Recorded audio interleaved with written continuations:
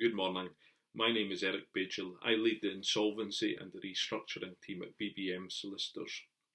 In this short video, we want to share with you something we feel every company director needs to know about the government's recent announcement in relation to wrongful trading.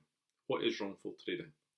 Well, in terms of Section 214 of the Insolvency Act 1986, a director can be guilty of wrongfully trading a company if after the time they should have realised that a company was not going to avoid insolvent liquidation or administration, they carried on trading and made the position worse for creditors.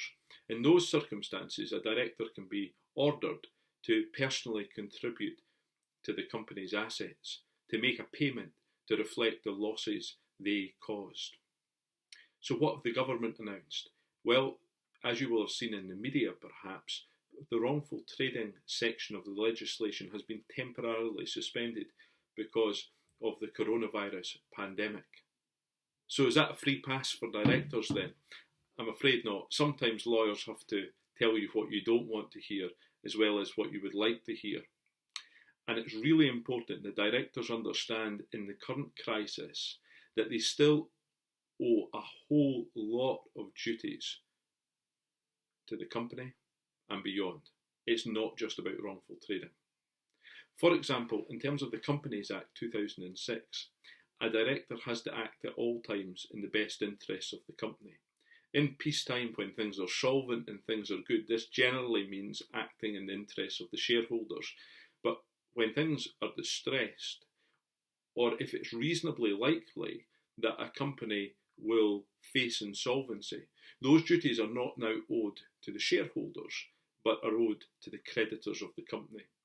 If duties like that one are breached, then despite the wrongful trading legislation being suspended, directors can still face personal liability.